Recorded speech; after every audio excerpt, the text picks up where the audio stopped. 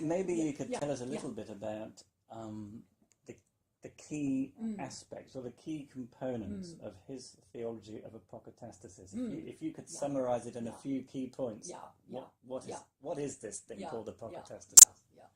So Origen, I think it's very, very central doctrine. So it's not just eschatology like one chapter of his theology, and maybe marginal, as in many theologians this is, but this really amounts to a very central theory and doctrine for him, because for him, apokatastasis is, of course, the universal restoration of every creature, and especially the rational creatures, to God. But this doctrine is what Origen calls the telos, which is the end of all. So the end of things, the consummation of things, the perfectioning of everything, and the realization, finally, of the original plan of God for us, which was never actually realized at the beginning, but will be realized in the end. And for Origen, this idea of the telos, which coincides with apokatastasis and with theosis, so with deification, this notion of becoming God, which is, of course, a terribly bold notion, and one should, of course, interpret them in the right way. This would be a very long discourse. So this telos, as characterized by apokatastasis and theosis, or restoration and divinization or deification, is the guiding line for all of his thoughts. So, for instance, his ethics. In ethics, the telos is what is normative. So we must look at the telos, and so many things are explained. And so the apatheia, for instance, absence of passions, which will be realized fully then, but we have to try to anticipate here. Or, of course, the fully angelic state and the full equal dignity between men and women, which Origen upheld, and he was so modern in a way, and the church not always, of course, was supporting. And again, he's looking at the telos. Look at the in the telos. Origen is very clear. He said, there's the human being. It's not just men or women, and they don't marry. They're not given in marriage, as Jesus says. And so again, he was looking at the telos, and he said, this is the human being, humanity, as the perfection of the notion that God had, and so not, discrimination or something. And this is also in his ethics about poverty and about social injustice. And I have a big, actually, OUP monograph on social justice and the legitimacy of slavery in the fathers. And Origen figures that Gregory of Nyssa is more prominent because of all his discourse on slavery. But Origen is kind of a guiding sign and guiding light for Gregory, and he was inspired. So this is just to say, there would be a number of things, but just to say how apokatastasis and this notion of the telos, the plan of God realized, is something that is very central to every aspect of his thought, from anthropology to ethics, not only eschatology as a kind of small chapter of theology, so to say, but it's something like encompassing everything. So what are the pillars, so to say, of this doctrine? Why is Origen thinking that this is true Christian doctrine and should be supported by Christians, at least, again, among kind of perfect Christians, and not so much among kind of incipientes, so those who are just beginning, those who are not yet morally more mature Christians. Exactly. And so again, he was very concerned about stages of maturity and the appropriate doctrines that could be disclosed, so to say, to each stage. But still, he spoke a lot about stages, but he was not an elitist. He thought that the perfection will be reached by all, actually, in the end. Of course, there are different stages historically, and so, of course, but still, he's, in a way, very democratic. Many people think he was an elitist. He was very, a very oligarchic in a way, so he was an elitist. But no, he was very democratic, much more than those pagan, in a way, Platonists who thought that only the philosophers could really reach perfection. But Origen thought that every Christian will have the illumination and will become a perfect philosopher in the end, in a way, because he thought that Christianity is the perfect philosopher. So the doctrine of apokatastasis, the main pillar, of course, for him is the Bible. Then there are great, big, very big ontological pillars, and then all sorts of, there are many pillars, but the main ontological pillar for the doctrine of apokatastasis is the idea, which will be taken over by Gregory of Nyssa and by Evagrius Ponticus very closely and will be developed by them, is that evil is negativity, is pure negativity. So evil is not a kind of principle that is on a par with God, who is the supreme good. And so when we speak even of the choice, of course we are free to choose between good and evil, but the choice between the two is not the choice between two equal things. And so this makes all the difference, because the good is God and is all the being, and evil is nothing. Evil only arises, of course evil is terrible, it's not to downplay, so evil it's not important, evil is terrible, and Origen is always speaking of the action of the devil and all the demons to kind of enhance evil and try to instill it in the heart of humans and in their choices. So evil is terribly dangerous, horrible, and it's the source of an immense suffering, and it's extremely bad, but still it will always be a loser, and Satan himself will always be the great loser. Because evil is a privation? Exactly, of good. It's just negativity. Right, it's when a good thing is broken or not working properly or damaged. Exactly.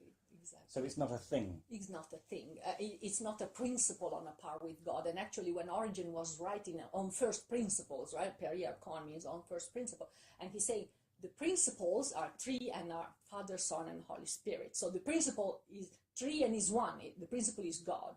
Evil is not a principle at all. So God is the principle of everything, and but God is the good. So to say the good, when faced with evil, is not on a par. So evil is always kind of less, and will be. And this is why Origen thinks that the victory will be of good. There will be no victory of evil, because evil has no substance of its own. Evil only arises from the bad choices of persons, of course, because it comes from free will. It's an intrinsic consequence of free will. But again, when we think of free will, this is again another big thing, is the ethical intellectualism that Origen upheld, and again, the fact that for him, and for many Christian Platonists, also Gregory of Nyssa, Evagrius, Origen, etc.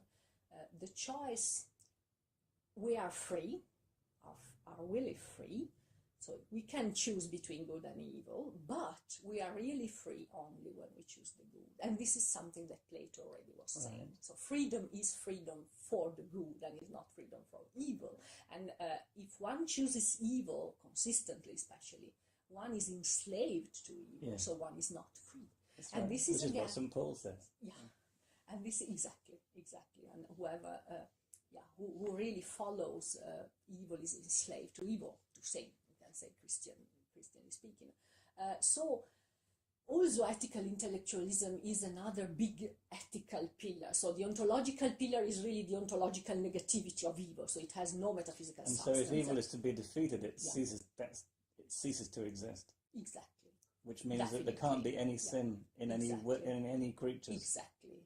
Even in hell. Exactly. There can't be any rebellion. Exactly, because otherwise, for Origen, but also for Gregory, for Origen, that would be terrible defeat of God. Even if one single person keeps evil in himself, remaining in hell forever.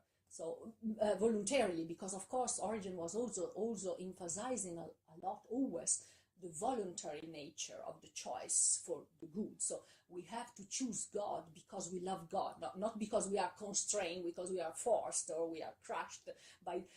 And again, so there's this ethical intellectualism. There's the concept. There's the biblical grounds, and here we come to Saint Paul and to the submission of all to God. And what does it mean? What does it mean to submit? So ethical intellectualism, again, very, very briefly, comes again from Plato, and you just tell me if it's too long. I'm trying to summarize a lot because it's very important. Yes. So ethical intellectualism means that the choice of evil is never done with a clear mind.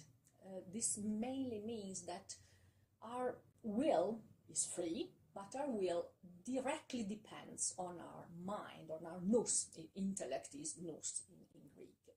And so this is, what Socrates already said, what the Socrates of Plato was saying, what Clement said, what Origen said, what Gregory is. It's all this tradition of Christian Platonism going back really to Plato, but it's a great truth that Origen thought was a Christian truth, not just because Plato said it, but because he found it in the Bible. And also in the Bible, maybe he was commenting on several passages, and then he pointed out, recte aute him peccatum incipientiam nominavit. So here the Bible says quite rightly that sin is incipientia, is ignorance, is lack of knowledge.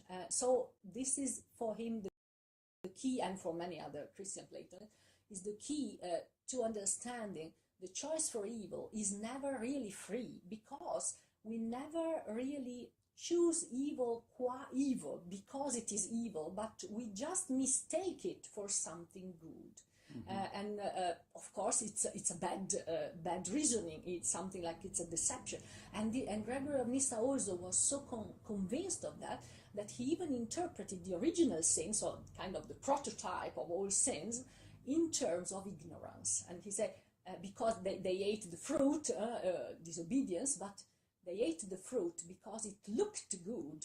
This action looked good, and it was evil, but they thought it would be good, and so this is why they were deceived. Of course, they were deceived by the devil. So there's always this component of the devil, which, not that it excuses human beings. Of course, we are responsible, but we are responsible. But the choice again between good and evil is never on a par, because we are constitutively done to follow the good, because we are created by God and not by the devil. Of course, the devil creates nothing. The devil only deceives, tries to trick us into believing that something is good and then it's an evil and you are sinning. But this is the deception.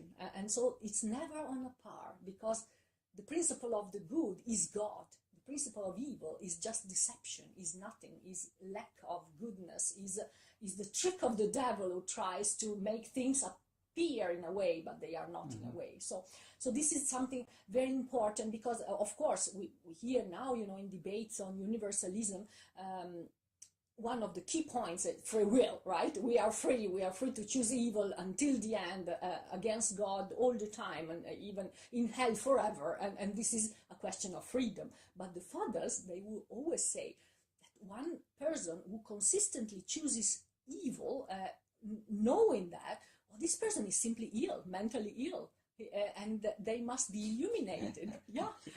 This is the fathers, and they say, and why is Christ the Logos and the physician? He has to heal them because they are mentally ill. So Christ is the great physician, and Origen, for instance, in contrast, says there is no illness of the soul that the great Logos physician cannot heal.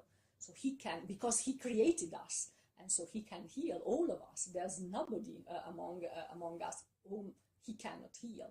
And then after saying this, he say, and the end of all things will be the elimination of evil.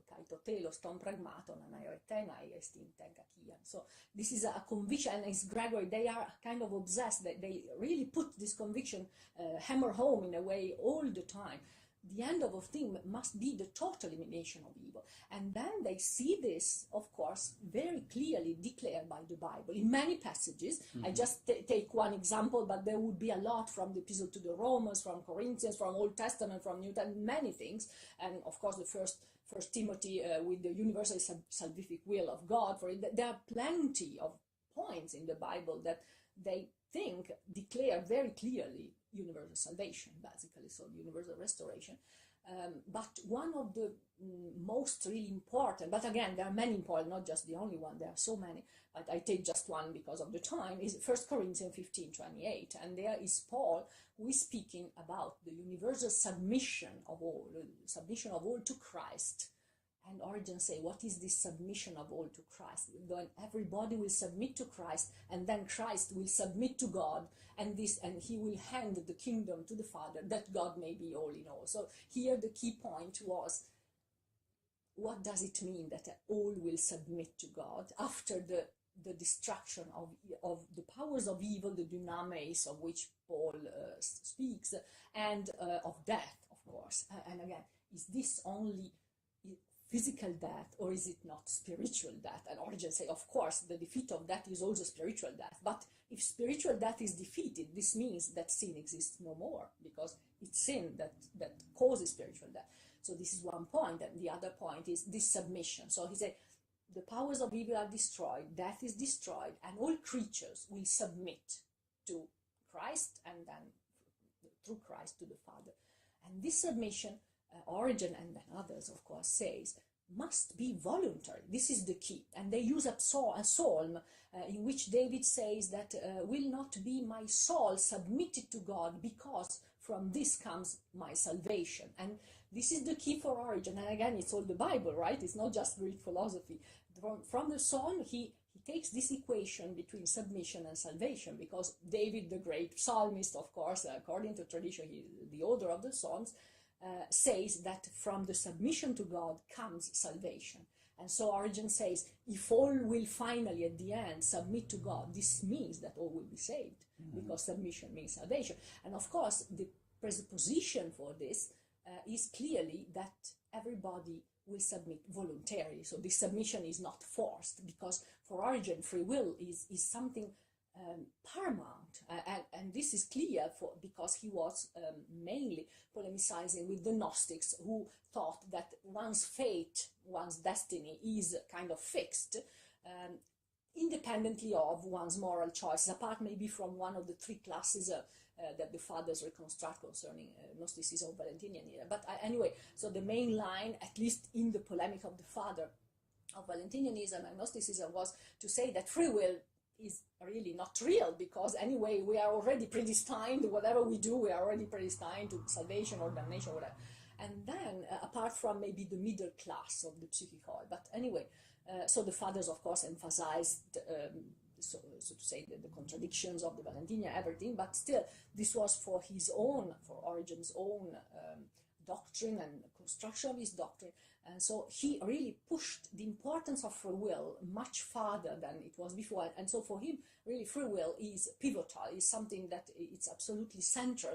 And so then he says it's worthy of God. So to have a submission that is voluntary, this is the only thing that is worthy of God. God is too noble, too great, too majestic, too wonderful, too good, to want the submission of people just by crushing them, just by humiliating them, as earthly kings do. But he says the eschatological kingdom of Christ will not be like the earthly kingdom. And so the submission that Christ will achieve will be a voluntary submission, and this will mean salvation. And for